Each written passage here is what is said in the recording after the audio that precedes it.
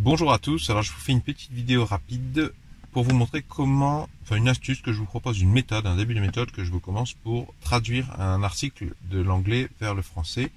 Je m'éternise pas sur mes motivations parce que j'en ai déjà parlé sur cette chaîne, mais comme je vous disais, voyez là je suis sur la page du site internet Nature qui vend cet article scientifique.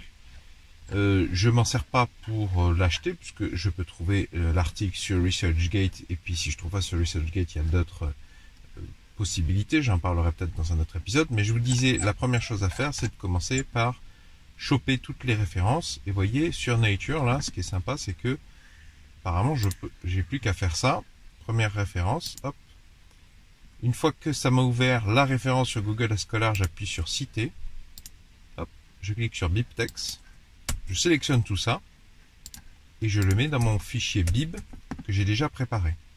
Et ça, c'est l'article que je suis en train de traduire, dont j'ai mis les références là, et je me suis permis d'intégrer l'URL pour que les gens puissent cliquer sur lire gratuitement ici, et que ça les emmène directement à l'endroit où ils peuvent au moins le lire, gratuitement, quand c'est possible. Donc je ferme, je passe à la deuxième. Ce que j'aime bien, c'est que c'est méthodique, normalement je vais rien louper, je fais ça dans l'ordre.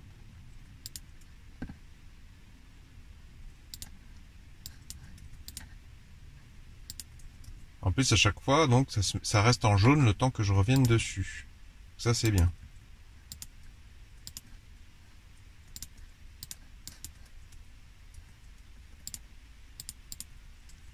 Alors, je pourrais cliquer sur tous les Google Scholar d'un coup, mais j'ai peur de perdre le fil, parce que ça me demanderait d'ouvrir plein de fenêtres en même temps. Ça peut faire planter mon navigateur de recherche. J'ai une connexion internet qui est pas non plus, je suis en pleine campagne, donc je vais pas abuser non plus. Mais c'est à tester et c'est en fonction des préférences de chacun.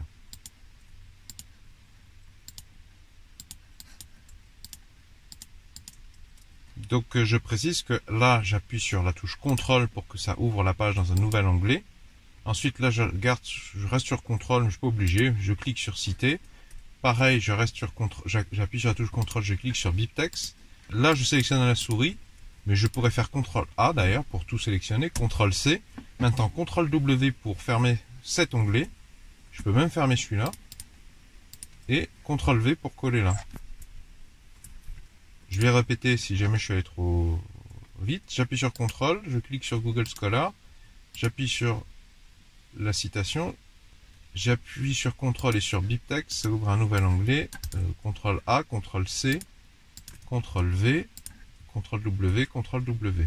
Donc première vérification à faire, méthode que je vous propose, c'est d'aller sur la page du journal, la page internet du journal qui vend la publication pour récupérer toutes les références, parce que parfois il y a ce système d'indexation de toutes les références. Et si vous ne trouvez pas sur le site du journal qui met en vente, je vous invite à aller voir sur ResearchGate par exemple. Donc là j'ai continué, une petite parenthèse, vous voyez là j'ai perdu le groupe, j'ai cliqué quelque part sur la page, ça m'a fait disparaître le rectangle blanc, jaune pardon, mais c'est pas grave, je reprends ça là, en deux mots du titre, CTRL F, et voilà, j'étais là. Jusqu'à qu'un seul résultat. Allez, ça continue. Donc là, j'arrive à la dernière citation. Là, il y a marqué Download References, mais qu'en fait, quand je télécharge, ça me télécharge un format RIS et pas au format BibTeX. Si vous savez s'il y a un moyen de convertir ce format RIS en BibTeX, manifestez-vous s'il vous plaît, parce que ça me permet de faire instantanément ce que je viens de faire. On pourrait aussi automatiser ce que je viens de faire, on pourrait le faire, je pense, avec un script PHP, grâce aux compétences d'un bon développeur web. J'ai connu pendant ma thèse un bon développeur web qui m'avait permis de faire quelque chose de similaire. Si vous avez un copain qui est un bon développeur web, ou si vous êtes vous-même un bon développeur web et que vous comprenez ce que je cherche à faire, est-ce que vous pouvez rentrer en contact avec moi? Mon mail est dans la section à propos de la présente chaîne YouTube. Ça m'intéresserait beaucoup, ne serait-ce que si vous pouvez m'expliquer un petit peu comment bricoler un script pour faire tout ce travail manuel automatiquement.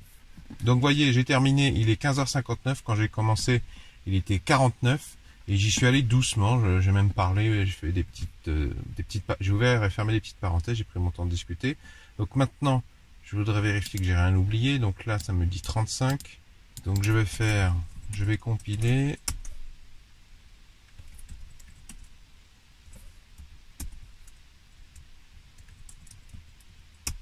Bon, j'ai beaucoup de messages d'erreur, mais ça n'a rien à voir, c'est parce que c'est un brouillon. Moi, ce que j'aimerais vérifier, c'est est-ce qu'on voit toutes mes références.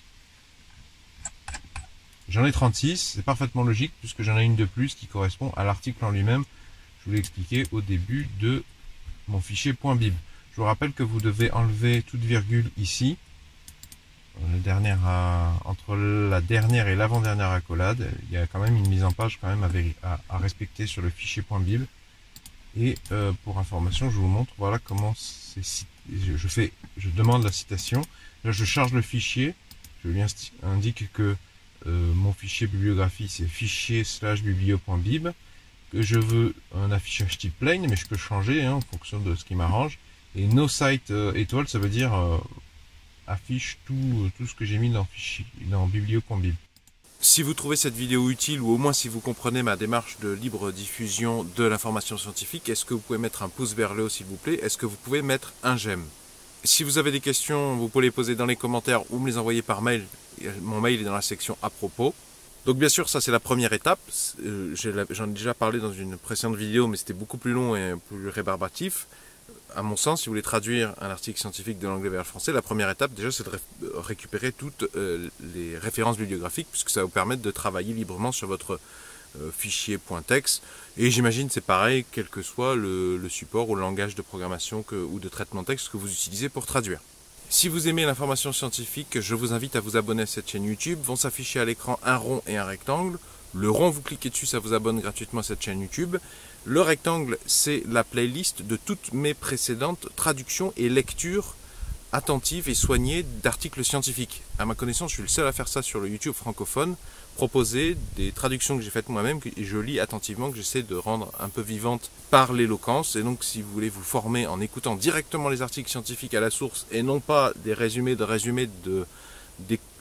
pigistes qui n'ont rien compris aux articles et qui leur font dire tout et n'importe quoi, je vous invite à aller les écouter.